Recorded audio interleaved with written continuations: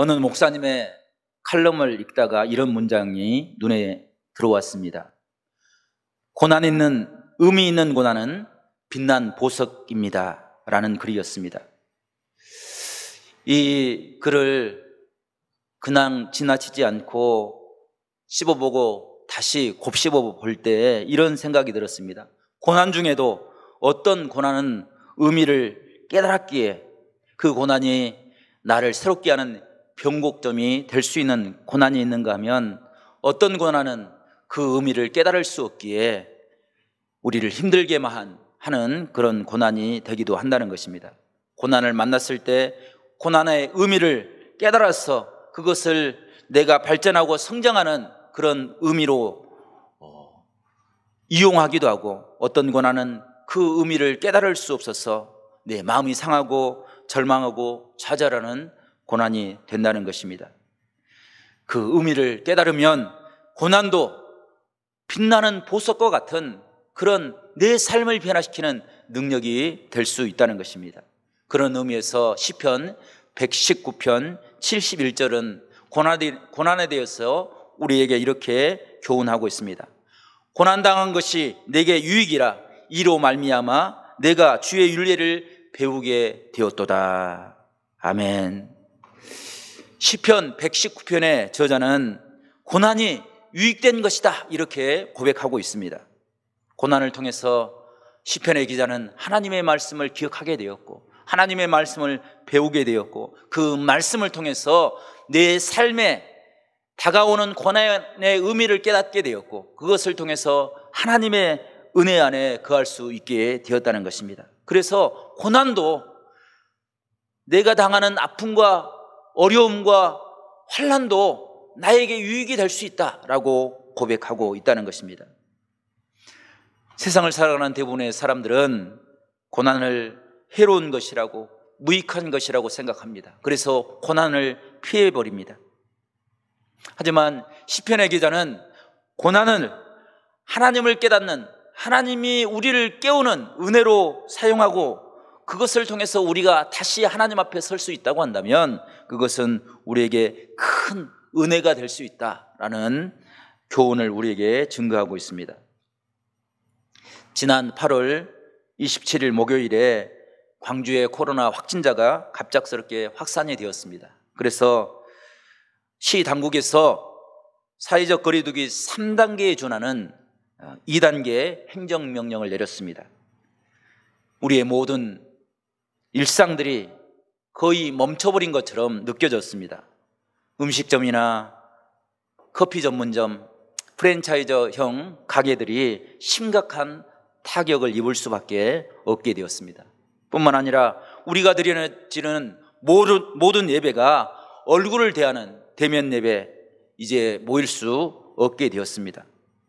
이런 상황 가운데서 우리에게 닥친 이 의미가 무엇인지를, 이 고난이 우리에게 어떤 의미를 부여하는지 우리가 되짚어보고 묵상해야 할 그런 시간이 우리에게 필요한 것 같습니다. 그래서 오늘 본문을 통해서 우리가 함께 은혜를 나누면서 사도 바울이 자신의 모든 환난과 고난을 이겨냈던 그 삶의 비밀을 우리가 다시 한번 깨닫고 믿음의 은혜로 이 모든 어려움들을 이겨나가는 복된 귀한 역사가 우리 가운데 있기를 간절히 축원합니다. 사도 바울은 사도였습니다. 사도라는 말이 무슨 말입니까? 주님의 제자들처럼 하나님의 교훈을 받고 하나님의 은혜 안에 거하였습니다. 그래서 교회 안에서 어느 교회에 가든지 존경을 받을 수 있었습니다. 많은 것을 누릴 수 있는 상황이었습니다. 하지만 사도 바울은 예루살렘 교회와 안디옥 교회에서 받을 수 있는 그 모든 권리를 벗어버리고, 안위를 벗어버리고 이방인들에게, 아니 주님께서 명령하는 땅 끝까지 이르러서 하나님의 복음을 증거하라는 그 복음을 전하기 위해서 모든 것을 헌신하며 희생하였습니다. 사도 바울은 정말로 자신이 갈 수 있는 땅 끝까지 가서 주의 복음을 증거하였습니다. 그런데 그 여행의 과정을 우리가 상상해 보면 그 여행이 얼마나 힘들고 어려웠던지 우리가 충분히 상상해 볼 수 있습니다. 당시 교통이 발달되지 않았습니다. 그래서 이동할 때 많은 시간을 배로 이동을 했습니다. 오늘 읽지 않았지만 11장 안에 보게 되면 사도 바울이 당했던 그 환난들을 이렇게 기록하고 있습니다. 풍랑 때문에 3번씩이나 파선을 당하고, 그리고 그 풍랑으로 인해서 일주일 동안 배가 부서져서 바다에 정처 없이 파도에 이리저리 휩쓸려 다니는 그런 두려움의 시간을 경험했다는 것입니다. 뿐만 아니라 그가 어느 곳에 가든지 간에 나라와 민족 간의 차별과 적대감이 사도 바울을 위험에 빠뜨렸습니다. 이방인의 위험과 강도의 위험과 동족조차도 그에게 위협이 되었습니다. 만나는 모든 사람들을 그들이 위협이 되었고, 뿐만 아니라 자연의 재해가 그에게 고통이 되었고, 자지 못하고 먹지 못하는 그런 고통들, 모든 것들이 다 위협이 되었다는 것입니다. 하나님의 복음을 증거할 때 이미 그곳에 토착해 있는 신앙, 그 신앙의 사람들이 사도 바울을 죽이려고 했습니다. 이런 외부적인 상황들, 이 요인들은 어쩔 수 없다고 치더라도 사도 바울에게 또 다른 아픔이 있었습니다. 그 아픔은 평생토록 고통당했던 고질적인 질병이었습니다. 그 질병을 위해서 오늘 8절 말씀 보게 되면 사도 바울이 3번씩 주님께 기도했습니다. 주님, 이 병을 치료해 주십시오. 이 병에서 노임받게 해 주십시오 라고 기도하였습니다. 이것은 단순히 1번, 2번, 3번, 3번의 의미를 이야기하지 않습니다. 3은 완전수를 의미합니다. 온 힘을 다하여 하나님 앞에 기도하였다는 것입니다. 지금 우리로 이야기하면 100일 작전기도, 아니 40일 작전기도, 하나님 앞에 시간을 정해놓고 이 질병을 위해서, 기도 제목을 위해서 하나님 앞에 엎드려 간구했습니다. 그런데 하나님의 응답은 치유가 아니었습니다. 오히려 사도 바울을 향해서 이렇게 이야기합니다. 내 은혜가 내게 족하도다. 사도 바울이 질병을 다른 사람들은 안질이나 간질이라고 추정을 합니다. 간질이라고 가정을 한다면 사도 바울이 복음을 전할 때 정말 사람들 앞에서 보일 수 없는 그런 부끄러운 모습을 보였습니다. 그 모습이 사람들에게는 비웃음이 되었을 것입니다. 너가 섬기는 하나님이 참 하나님이라고 한다면 너의 질병만, 그 질병 먼저 고치라고 아마 조롱했을 것입니다. 그래서 하나님 앞에 기도했는데 하나님께서는 그 바울의 고난을 내 고난이 내게 족하다 이렇게 이야기하지 않고 내 은혜가 내게 족하다 이렇게 이야기하는 것입니다. 지금까지 사도 바울은 자신이 질병으로 고통당할 때 이 고난을, 질병의 아픔을 고난이다 생각했습니다. 그런데 하나님께서는 그것은 고난이 아니라 은혜다라고 정의를 하고 있다는 것입니다. 그 질병을 통해서 하나님은 사도 바울을 사도 바울답게 되게 하셨던 은혜를 베풀어 주셨다는 것입니다. 성도 여러분, 과연 하나님께서는 사도 바울에게 어떤 의미로 고난을 은혜다라고 이야기하는 것입니까? 그것을 통해서 사도 바울은 무엇을 깨닫고 나는 가장 약할 때 가장 하나님의 놀라운 은혜를 경험했습니다 라고 고백하고 있는 것입니까? 오늘 본문을 통해서 2가지로 함께 묵상해 보기를 원합니다. 첫 번째, 사도 바울이 하나님 이것이 고난이 아니라 은혜입니다 고백했던 것은 사도 바울의 참된 행복의 정의였습니다. 사도 바울은 자신의 행복을 성공이나 위대한 일을 행하는 것, 그것에 두지 않았습니다. 임마누엘, 하나님이 함께 하시는 것, 하나님이 동행하시는 것, 하나님이 나의 고난 가운데 참여하시는 그 순간, 그것을 가장 큰 행복이라고 생각을 했습니다. 창조자가 되신 하나님, 나의 모든 것에 함께 하시고 능력으로 임하시는 그 하나님, 그래서 하나님이 함께 하신 그 모든 순간이 나에게는 참된 행복입니다 라고 고백하고 있는 것입니다. 성경에는 하나님이 함께 하심을 최고의 행복으로 고백하는 많은 사건들을 기록하고 있는데, 특별히 창세기 28장을 보게 되면 야곱의 이야기가 등장합니다. 야곱은 하나님 없이 평생 이기적인 마음을 가지고 자신의 뜻대로, 자신의 생각대로 살았습니다.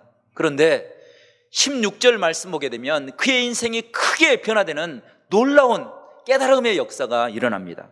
16절 말씀, 야곱이 잠을 깨어 이르되 여호와께서 과연 여기 계시거늘 내가 알지 못하였도다.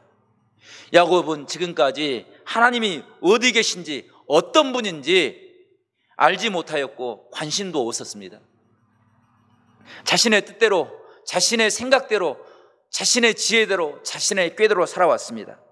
그런데 그가 아버지와 형에게 도망하는 그 고난의 순간에 하나님을 만나게 되었다는 것입니다. 그 고난이 하나님을 깨닫는 축복이 되었습니다. 잠을 자다가 꿈을 꾸었습니다. 하늘에서 천사들이 오르락 내리락 하는 그 모습을 보면서 내 삶의 자리가 내 지혜가 아니라 하나님의 은혜 앞에, 하나님이 인도하시는 은혜 앞에 엎드리는 것, 그것이 내 삶의 행복이고 내 삶의 자리라 생각했습니다. 그래서 지금까지는 내 생각대로, 내 뜻대로 살아왔습니다. 그런데 이후부터는 야곱이 고난당할 때, 야곱이 어려움을 겪을 때 그는 베델로 올라갔습니다. 그 은혜 하나님 앞에 엎드려 기도할 때 그의 삶의 문제가 풀려졌습니다. 하나님을 만나고 하나님의 은혜로 그의 평생이 변화됐던 것을 오늘 창세기가 우리에게 이야기해 주고 있습니다. 이 모습을 7절에서는 이렇게 사도 바울의 신앙으로 고백하고 있습니다. 7절 말씀을 저와 여러분이 한번 함께 읽어보겠습니다. 7절 말씀입니다. 시작. 여러 계시를 받은 것이 지극히 크므로 너무 자만하지 않게 하시려고 네 육체의 가시 곧 사단의 사자를 주셨으니 이는 나를 쳐서 너무 자만하지 않게 하려 하심이라. 아멘. 성도 여러분, 사도 바울은 정말 너무나도 행복한 신앙의 사람이었습니다. 왜냐하면 사도 바울은 환상을 통해서 하나님의 나라를 경험했던 그런 은혜의 사람이었습니다. 그 하나님을 경험하는, 하나님의 나라를 경험했던 그것이 사도 바울에는 큰 용기가 되어서 사도 바울은 어디에 있든지 간에 누구 앞에 서든지 간에 당당하였습니다. 그의 목숨조차도 아끼지 않는 그런 신앙의 삶을 살았습니다. 뿐만 아니라 사도 바울은 다메섹 도상에서 사랑하신 주님의 음성을 들었습니다. 이런 사도 바울의 신앙의 고백은 정말 우리 신앙의 사람들이 기도하고 구하는 신앙의 완벽한 경험의 모습이라 이야기할 수 있을 것입니다. 이런 경험을 가지고, 그런 확신을 가지고 살아가는 사도 바울 앞에 때로 어떤 사람들은 자신의 신분을 자랑하기도 하고, 어떤 사람들은 자신의 형통을 자랑하기도 하고, 어떤 사람들은 자신의 지식을 자랑하기도 하고, 어떤 사람들은 자신의 지위를 자랑하는 사람도 있었습니다. 그 사람들을 바라볼 때마다 사도 바울이 얼마나 한심한 사람들이라고, 저 한심한 사람들이라고 그렇게 그들을 경멸할 수 있었습니다. 그런데 그때마다 사도 바울이 자만할 때마다 하나님께서는 사도 바울의 자만을 그 높은 자리에서 끌어내리셨습니다. 무엇으로 끌어내리셨습니까? 사도 바울이 가지고 있었던 그 질병을 통해서 내가 가지고 있는 것, 내가 경험한 것, 그것은 너의 능력이 아니라 하나님이 불쌍히 여기셔서 하나님이 자비를 베푸셔서 베푸신 은혜다라는 사실을 깨닫게 했다는 것입니다. 그래서 사도 바울은 고통을 당할 때마다 남을 향한 비판이나 정죄가 비판과 정죄로 발전하는 것이 아니라 자신을 돌아보는 지혜로, 겸손으로 변화되었다는 것입니다. 하나님을 찾고 간구하고 부르짖었습니다. 하나님 앞에 엎드려 기도할 때마다 그의 삶에 하나님의 풍성한 은혜가 임하게 되었다는 것입니다. 성도 여러분, 우리에게도 이런 축복의 은혜가 있기를 간절히 축원합니다. 혹시 우리 성도들 가운데 불치난치병으로 어려움을 겪는 성도들이나 또 경제적인 여러 가지 어려움으로 또 사람과 만남의 고통 때문에 어려움을 겪고 계시는 성도들이 계시다고 한다면 그 삶의 아픔이 나에게 어떤 의미가 있는지를 돌아볼 수 있는 그런 지혜를 얻기를 간절히 바랍니다. 그래서 우리의 혹시 자만과 교만이 있다고 한다면 그 자만과 교만을 꺾어버리고 하나님 앞에 겸손히 설 수 있는 그런 신앙의 은혜를 회복하여서 날마다 주님과 동행하는 임마누엘의 축복을 회복하는 우리 모두가 될 수 있기를 간절히 축원합니다. 우리가 잘 아는 환희제인 크로스비는 미국의 위대한 여류 찬송가 작가입니다. 그녀가 생후 6개월 되었을 때 감기로 인해서 눈 언저리에 종기가 생겼습니다. 그것을 의사가 치료하다가 시신경을 잘못 건드려서 실명이 되고 말았습니다. 그녀는 흑암 속에서 31년 동안을 살았습니다. 볼 수 없는 정상적인 삶을 살 수 없어서 때로는 원망하기도 하고 절망하며 살았습니다. 그런데 31세가 되던 그때 그 해에 주님께서 그를 찾아오셨습니다. 그리고 그의 영혼에 하나님의 밝은 빛을 비춰주셨습니다. 그로 하여금 다시 태어나는 거듭남의 경험을 갖게 해 주었습니다. 약함 가운데 함께 하신 하나님의 은혜를 경험하게 되었다는 것입니다. 그로 인해서 그의 삶이 변화되었습니다. 자신의 약함, 보지 못한 것들을 자랑할 수 있는 그런 은혜의 자리에 그를 세워주셨습니다. 그 은혜를 깨닫고 그가 찬송가 288장을 작사하였습니다. 예수로 나의 구주 삼고 성령과 피로써 거듭나니 이 세상에서 내 영혼이 하늘의 영광 누리도다, 이렇게 고백하고 있습니다. 성도 여러분, 그는 아무것도 볼 수 없었습니다. 그런데 그가 예수 그리스도를 경험한 후에 하늘의 영광을 누리며 하늘의 영광을 보며 오직 우리를 구속하신 하나님의 은혜를 바라보며 그 은혜를 의지하며 살 수 있게 되었습니다. 예수로 나의 구주 삼고 성령과 피로써 거듭나니 이 세상에서 내 영혼이 하늘의 영광 누리도다. 이것이 나의 간증이요 이것이 나의 찬송일세. 나 사는 동안 끊임없이 구주를 찬송하리로다. 그의 삶은 간증이었습니다. 그의 삶은 찬송이 되었습니다. 끊임없이 주님과 동행하며 그 은혜를 찬양하는 삶을 살 수 있었습니다. 그가 1874년 하나님의 은혜를 경험하는 그런 귀한 신앙의 경험을 하게 되었습니다. 어느 날 그가 급하게 $5를 쓸 수밖에 없는 그런 상황이 되었는데 어느 곳에서도 그 돈을 마련할 수가 없었습니다. 1874년 그의 나이가 54세였습니다.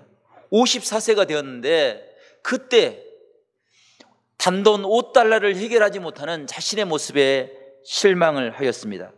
하지만 그것 때문에 모든 것을 포기하지 않았습니다. 그는 지금까지 살아왔던 것처럼 하나님 앞에 엎드려 기도하였습니다. 하나님, 나의 이렇게 연약하고 부끄러운 모습을 주님께서 보시고 하나님께서 선한 길로 인도해달라고 하나님 앞에 엎드려 기도했습니다. 그런데 그 기도하는 순간에 그 집에 초인종 소리가 들렸습니다. 기도를 마치고 그를 맞이했는데 방문객이 우연히 그의 집을 지나가게 되었습니다. 그리고 그가 많은 찬송가를 작곡했던 그 모습을 기억하고 그와 잠깐 인사를 나누기 위해서 그의 집을 찾았습니다.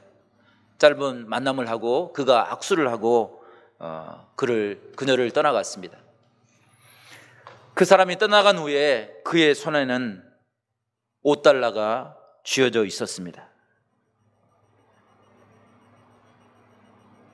54세 평생 하나님의 뜻대로 살겠다고 생각하며 살아왔던 그의 삶에 하나님께서는 그 순간에도 그를 버리지 않고 그의 연약함과 그의 부족함을 알기에 사람을 보내주셔서 그에게 필요한 것들을 공급하시는 그 놀라운 은혜를 깨닫고 주의 이름을 찬양하는 그런 귀한 곡을 쓰게 되었다는 것입니다. 성도 여러분, 우리가 세상을 살아갈 때 우리가 가질 수 없고 우리가 누릴 수 없고 내가 경험할 수 없는 그 모든 것들, 그 아픔과 어려움과 고난들을 하나님 앞에 내려놓음으로 우리의 약함을 보시고 우리를 인도하시는 하나님의 은혜를 깨닫는 그런 신앙의 삶을 우리 모두가 회복할 수 있기를 간절히 축원합니다. 9절 하반절에도 바울도 이렇게 고백을 하고 있습니다. 9절 하반절을 보게 되면 그러므로 도리어 크게 기뻐함으로 나의 여러 약한 것들에 대하여 자랑하리니 이는 그리스도의 능력이 내게 머물게 하려 함이라 라고 사도 바울이 고백하고 있습니다. 성도 여러분, 사도 바울은 약할 때마다 약함 때문에 절망하고 좌절하지 않았습니다.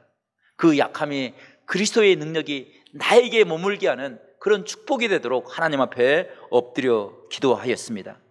이 머물다라는 헬라어는 에피스 게노이세라는 단어를 사용하고 있는데 이 말은 장막에 머물다 이런 의미를 가지고 있습니다. 내가 힘이 약할 때 하나님의 장막에 가서 하나님 앞에 엎드려 간구함으로 한나가 하나님을 만나고 하나님의 은혜로 승리하는 삶을 살았던 것처럼 우리도 나도 그런 삶을 살겠다라는 그런 결단의 의미가 담겨져 있는 것입니다. 성도 여러분, 주의 능력이 머물면 우리가 우리의 고난을 통해서 환난을 통해서 살아계신 하나님을 만나고 하나님의 은혜를 깨닫는 복된 믿음의 사람들이 될 줄로 믿습니다. 성도 여러분, 우리에게 육신의 가시인 고통이 있습니까? 그 가시 때문에 절망하지 마시고 그 가시 때문에 하나님을 찾는 그런 축복이 우리 가운데 있기를 간절히 축원합니다. 육체의 가시는 결코 불행이 아니라 하나님의 은혜로 하나님의 축복으로 인도하는 하나님의 놀라운 축복의 통로인 줄로 믿습니다. 가시가 아니라 은혜다, 고통이 아니라 하나님의 축복이라 고백하는 그 신앙이 우리의 삶 가운데 이 코로나 어려운 사태를 지나가는 우리 성도들 가운데 새롭게 고백될 수 있는 그런 축복이 될 수 있기를 간절히 축원합니다. 두 번째로 사도 바울이 자신의 약함을 통해서 그것을 하나님의 은혜로 고백했던 것은 자신의 약함은 하나님을 향한 감사의 조건이 되기 때문이다 라는 사실을 깨달았기 때문입니다. 약함이라는 단어와 감사라는 단어는 결코 어울릴 수 없는 그런 단어입니다. 약함과 감사, 이 말을 함께 쓰기에는 매우 어색한 단어입니다. 그런데 이 약함과 감사 사이에 하나님의 은혜라는 단어를 꽤 넣으면 이 하나님의 은혜라는 단어는 약함을 감사로 고백할 수 있는 다리를 만들어 주는 놀라운 능력이 되는 것입니다. 사도 바울은 자신의 약함을 하나님의 은혜로 바라볼 줄 아는 지혜를 가진 사람이었습니다. 자신이 경험했던 하나님의 능력을 가지고 자신의 문제를 들여다볼 줄 아는 지혜를 가지고 있는 사람이었습니다. 자신의 당하는 지금의 고통, 그 고통을 절망의 좌절의 조건으로 삼는 것이 아니라 하나님을 깨닫는 축복으로 하나님을 향한 기대로 발전시킬 수 있는 그런 지혜를 가지고 있었기에 그는 은혜다 고백할 수 있었다는 것입니다. 성도 여러분, 고난 가운데 우리가 기억해야 될 것은 삶의 상황이 아니라 하나님의 은혜인 줄로 믿습니다. 하나님의 은혜를 기억하는 모든 사람들은 감사의 삶을 사는 복된 삶이 우리 가운데 이루어질 줄로 믿습니다. 사도 바울은 고난의 시간에 하나님의 능력과 긍휼과 은혜를 기억하고 하나님 앞에 간구하고 응답하였습니다. 오늘 이 말씀을 통해서 우리에게도 그런 삶을 살아가라고 우리에게 권면하고 있는 것입니다. 성도 여러분, 우리도 이런 사도 바울의 믿음을 우리 모두가 회복하며 살아갈 수 있기를 간절히 축원합니다. 살아계신 하나님, 우리의 모든 삶을 바꾸시고 변화시키는 능력의 하나님, 우리의 삶을 한 걸음 한 걸음 인도하시는 축복의 하나님을 우리 모두가 만나고 고백하는 복된 삶이 우리 가운데 이루어질 수 있기를 간절히 축원합니다. 중국의 유명한 복음 전도자인 니도승이라는 목사님의 간증이 우리에게 큰 도전과 믿음의 지혜를 깨닫게 해줍니다. 니도승이라는 목사님은 우리에게는 중국 지방교회의 창시자로 알려진 워치만이라는 목사님으로 우리에게 잘 알려져 있습니다. 그가 20대 때에 폐결핵과 협심증으로 살 소망을 포기할 만큼 그렇게 힘들고 어려운 시간을 보냈습니다. 그때 하나님 앞에 그가 엎드려 기도했습니다. 하나님, 내가 삶의 소망을 놓칠 만큼 힘들고 어렵습니다. 이 병을 고쳐주십시오 라고 기도하다가 잠이 들었습니다. 그런데 꿈에 그가 나룻배를 타고 양쯔강을 건너다가 강 한가운데서 큰 바위에 배가 걸려서 오지도 가지도 못할 그런 상황에 처해 있었습니다. 그는 꿈속에서도 하나님 앞에 기도했습니다. 하나님, 이 배가 지나가도록 나를 도와주십시오 라고 기도했습니다. 그때 하나님께서 그에게 음성을 들려주셨습니다. 내가 바위를 옮겨서 지나가게 해줄까? 아니면 물을 높게 해주어서 그 바위를 지나가게 해줄까? 이 두 조건으로 하나님께서 말씀해 주셨습니다. 오치마니는 물이 불어나서 그 바위를 지나갈 수 있게 해달라고 기도했습니다. 그리고 꿈에서 그 바위를 지나쳐서 자신의 목적지까지 쉽게 갈 수 있었습니다. 그가 잠이 깨어서 하나님을 이렇게 고백했습니다. 하나님은 병을 고칠 수도 있는 분이고, 그리고 또한 바울에게 행하셨던 것처럼 그 병을 이겨낼 수 있는 은혜를 주시는 분이기도 하다.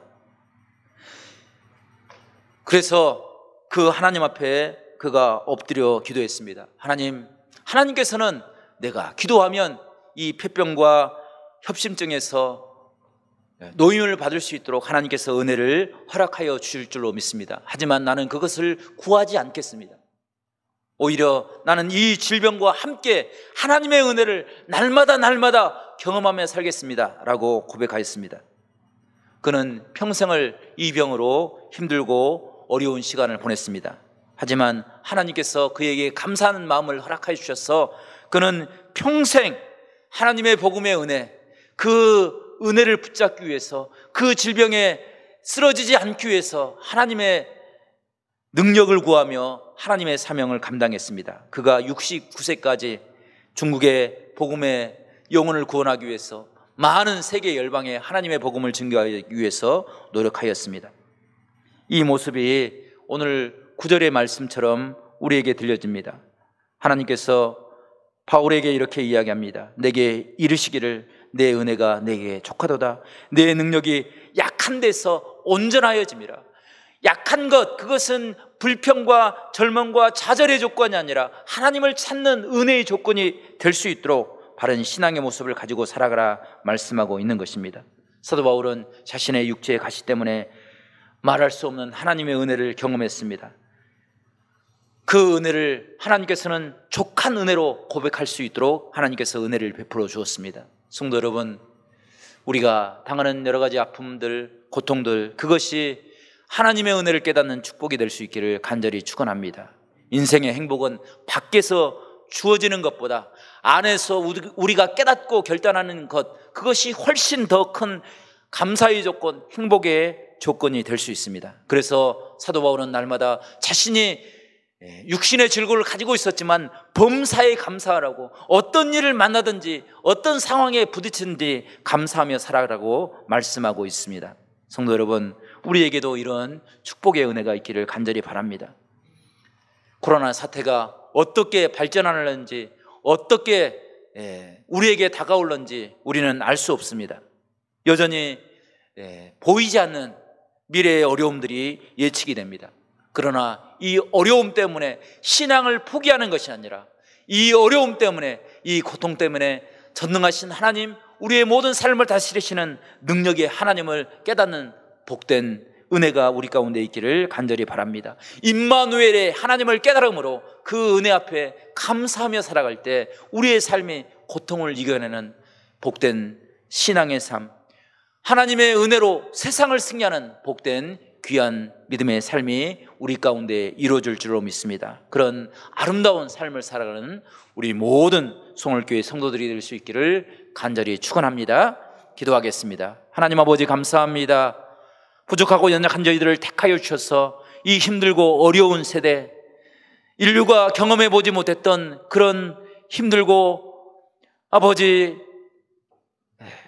고통스러운 이 순간들, 하나님을 기억할 수 있도록 성령께서 함께하여 주시옵소서. 환경에 지지 아니하고 세상에 지지 아니하고 믿음으로 날마다 세상을 승리하는 복된 은혜의 사람들이 될 수 있도록 저희를 축복하여 주시옵소서. 주님께 모든 것 감사와 영광 올려드리고 예수 그리스도의 이름으로 간절히 기도드리옵나이다. 아멘.